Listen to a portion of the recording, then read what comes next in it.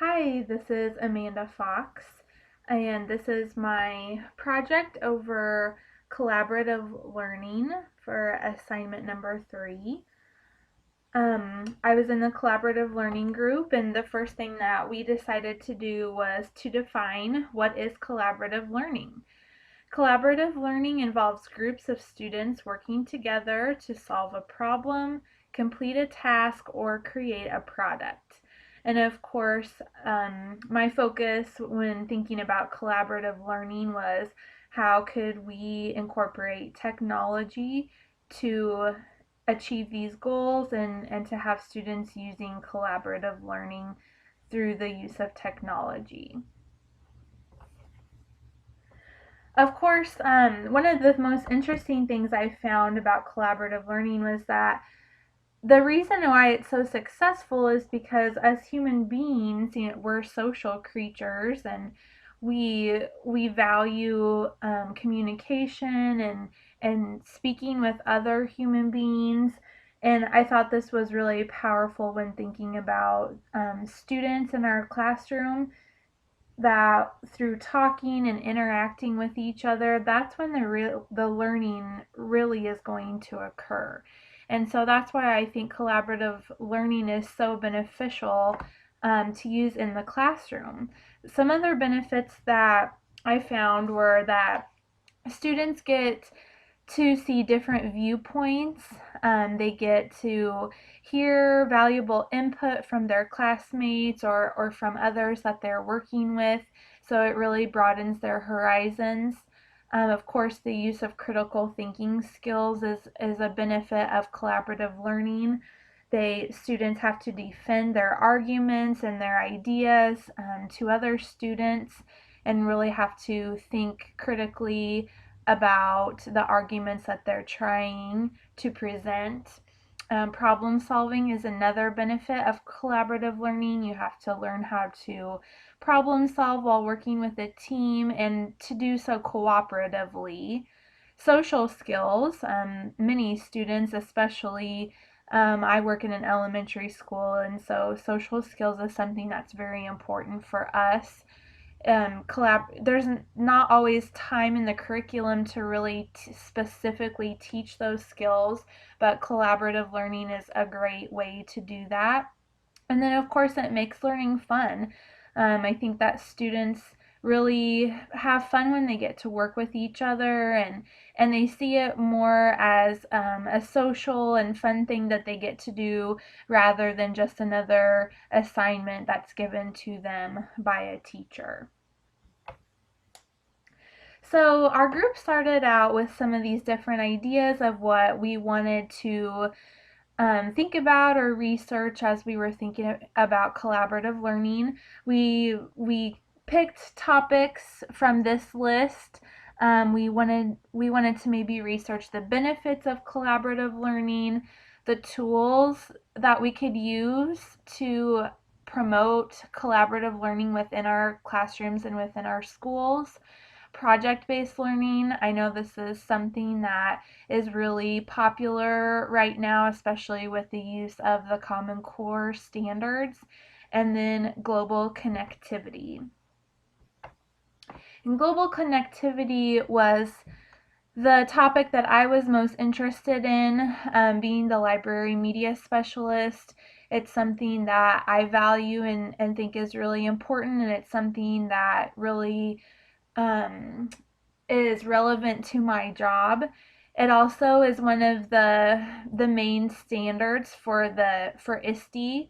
ISTE standard number 2 is all about communication and collaboration.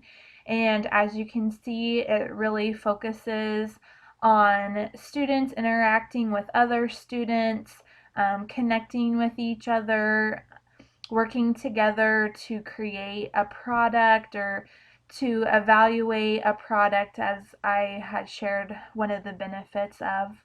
And so I was just really interested here in focusing on global connectivity as I felt like it was something that really pertained to my job and was wanting to get some ideas of how I could implement this in my own school and in my own setting.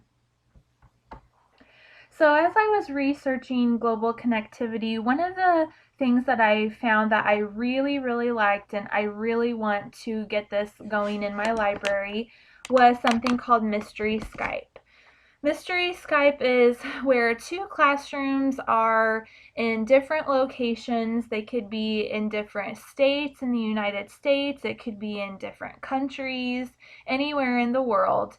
And their teachers connect with each other on Skype, but the students do not know where the other class is located. So they have to use a series of questions and try to determine where that other class is. There's different formats to this. They could ask yes or no questions. They could ask questions that describe or give clues to the other school or to the other class.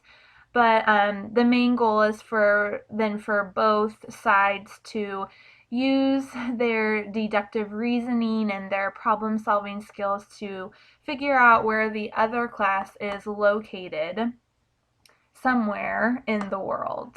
And I thought the students would just have so much fun with this, and I just thought it was such an authentic way to practice so many things that teachers are already doing in the classroom.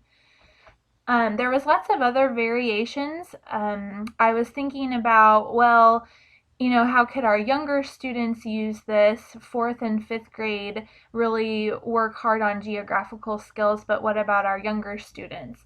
And I found some things that mentioned instead of doing a mystery Skype that had a location, students could pair up with another classroom and maybe have a mystery number or a mystery animal or something of that nature, and still would be able to ask those questions and interact with each other and still make it kind of like a guessing game. But you could really tailor this to whatever was already in your curriculum, something that you would already be studying.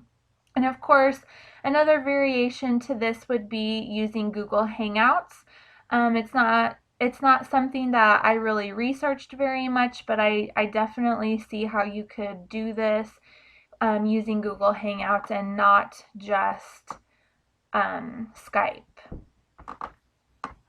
So when I was on the Skype website, of course, there is Skype for Educators, and this is where I found the idea for Mystery Skype. But there's so many other ideas that they had there that you could use in the classroom. There's a whole section dedicated to guest speakers where you can hook up with people who are experts in their field and do kind of like an interview type thing through Skype. And then of course the virtual field trips. I just think it's such a great way to get kids outside of their classroom and out into the world without really having to go outside of the classroom. And so many of our kids are used to using Skype, but just maybe haven't used it in this way before. So I thought these were some really great ways that you could implement this into your class, and I certainly would love to get some of these things started in our library. So I hope that you got some good ideas. I know that I sure did. Lots of things that were very powerful, and I just feel very strongly about getting kids outside of just their little nest and really connecting to people all across the world. So thank you for listening, and I hope that you enjoyed my presentation.